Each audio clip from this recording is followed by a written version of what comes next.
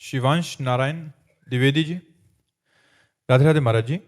महाराज जी, मैं सर्वभूत हृदय धर्म सम्राट स्वामी श्री करपात्री जी महाराज जी के कृपा पात्र शिष्य वर्तमान श्रीमद जगत गुरु शंकराचार्य पुरी पीठाधीश्वर जी महाराज जी से दीक्षित हूँ। महाराज श्री गुरु जी और गोविंद जी और ग्रंथ की कृपा से महाराज जी परंपरा प्राप्त सिद्धांतों द्वारा जो महाराज जी धर्म ग्रंथों में महाराज जी आजकल बहुत लोग मतलब उसका विक्षेप पहुंचा रहे हैं, क्षति कर रहे हैं, उनमें महाराज जी कार्य कर रहे हैं। महाराज देखो बच्चा,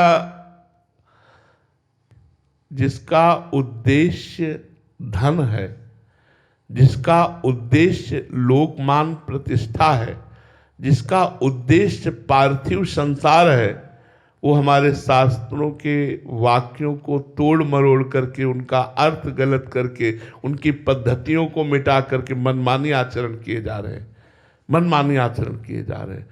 तो एक बात नहीं, सर्वत्र ये बात फैलती चली जा रही है कि हम मनमानी आचरण करते चले जा रहे हैं। उसका कारण है हमारा उद्देश्य न मोक्ष है और न भगवत प्रेम है। मोक्ष या भगवत प्रेम ना होने के कारण धन, मान, प्रतिष्ठा, लोकप्रियता, ये सब वो सब ऐसा। गीता जी की व्याख्या करने का अधिकार सबको नहीं है, ब्रह्मबोध संपन्न महापुरुषों को है। उनकी बात लेकर अगर हम समाज को देते हैं तो शुद्ध बात, अमृत बात देते हैं, लेकिन नहीं, अपने अहम की पुष्टता, लोक व्यवहार में प्रियता, लोक में मान्यता, धन की प्राप्ति, ये उद्देश्य बच्चा हमारे शास्त्रों को गौड़ कर रहे हैं और मनमानी मुख्य कर रहे हैं। जो शब्द कुछ है उसका अर्थ कुछ है, चलना कुछ है, चल कहीं और रहे, बोल कुछ और रहे, स्वयं में न तो पवित्रता, न धर्मनिष्ठता, न भगवत प्राप्ति की चाह, न परमात्मा स्वरूप का अनुभव की चाह, तो फिर कैसे हमारे धर्म ग्रंथों को समझा जाएगा, कैसे समझा जाएगा? फिर तो मनोरंजन हो जाएगा केवल। तो आज जो हमारे आचार्य जन हैं, जो गुरुजन हैं, वही इस बात को समझ रहे हैं, नहीं हम लोग इसका दुरुपयोग कर रहे हैं, दुरुपयोग कर रहे हैं कि आज हमारे भारत में शास्त्र के अनुसार प्रमाणित जीवन और शास्त्र से कभी एक भी शब्द भी पूज्य महाराज जी नहीं बोलते। गंभीर मुद्रा, शांतनिष्ठ, और जो आदि गुरु भगवान ने पीठ की मर्यादा दी, उस मर्यादा के अनुसार ऐसे गुरुजनों के चरणों में प्रणाम करते हैं। आगे चल करके मिलना मुश्किल हो जाएगा, ऐसे महापुरुष मिलना मुश्किल हो जाएगा जो मोक्ष पद को प्राप्त हुए और धर्मनिष्ठ और शास्त्र सम्मत व्याख्या करे, वो बहुत कठिन बात हो गई। आज धर्म ग्रंथ के उपदेशों को हम अध्यात्म की ऊंचाई पर चढ़ने के लिए नहीं, लोक व्यवहार की वाहवाही, धन संपत्ति, मान प्रतिष्ठा, इसलिए भैया उद्देश्य बदल गया तो सब बदल गया। उद्देश्य आज बदल रहा है, इसलिए सब गड़बड़ हो रहा है। ब्रह्मचारी हेमंत जी उड़ीसा से। राधे राधे महाराज जी। महाराज जी, मैं अद्वैत वेदांत का छात्र हूँ। पिछले 3 वर्षों से आपको सुन रहा हूँ। मेरे हृदय आपके प्रति अति आसक्त है, किंतु मेरी बुद्धि अद्वैत भक्ति मतलब ज्ञान मार्ग में लगी हुई है। महाराज जी, ऐसे में मार्गदर्शन करें। तो समस्या कुछ नहीं है,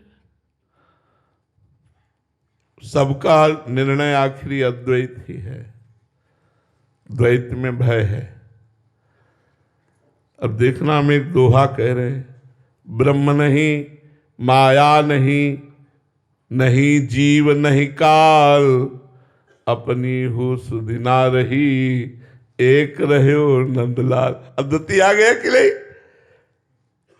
उधो मन न भय 10-20, एक हु तो सो गयो श्याम पे, को आराधे ईस। उधो मन न भय 10-20, एक भगवान में जाकर लीन हो गया। तो कान भय प्राण में, प्राण भय कान में, ही में ना जान परे, कान है कि प्राण है। ये अद्वैती प्रेम में भी अद्वैती, प्रेम गली अति साकरिता में दोनों समाये।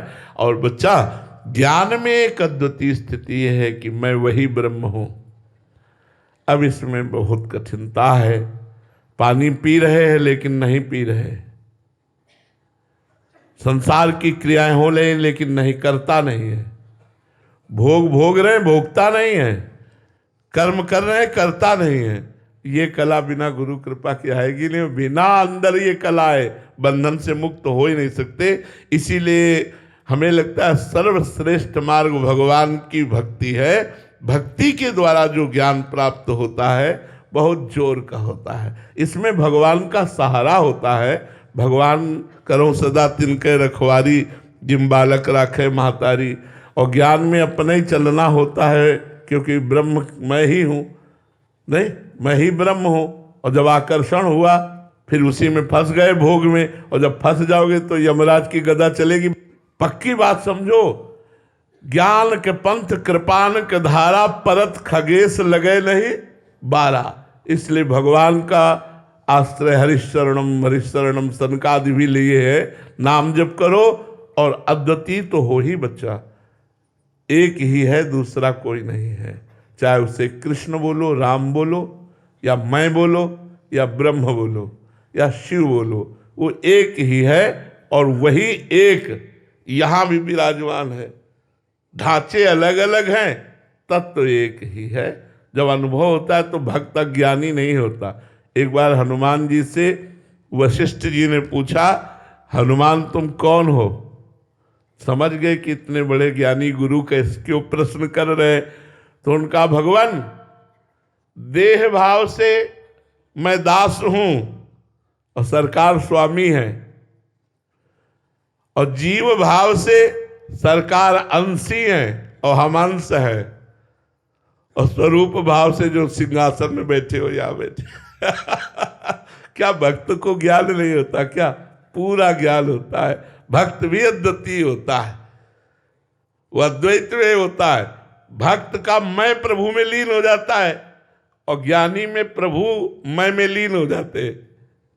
समझ पा रहे हो? ज्ञानी में जो मैं तत्व है उसी में सब लीन हो जाता है, वो मैं में स्थित हो जाता है अद्वितीय। और भक्त का संपूर्ण संसार सहित मैं प्रभु में लीन हो जाता है, वो भी अद्वितीय हो गया, वो भी अद्वैत में स्थित हो गया। सिया राम में सब जग जानी, एक सिया राम। तो यहाँ कौन है? यहाँ भी सिया राम। तो जो मैं है वो सिया राम में चला गया बच्चे, सिया राम। वो आखिरी स्थिति बच्चा सबकी एक ही होती है। वो बीच की साधनाएं में थोड़ा अंतर है। तो आप आराम से चलो, कोई परेशानी नहीं, पर नाम जप करते रहना। नाम जप छोड़ दिया तो, डोरी छोड़ दिया तो बहुत पतला मार्ग फिसल जाओगे, गिर जाओगे। और नाम जप चल रहा है तो बिल्कुल पार हो जाओगे। जो ज्ञान चाहोगे वो ज्ञान प्राप्त हो जाएगा। और जितने ज्ञानी हुई है सब भगवान का नाम जप करके ही हुई है जी।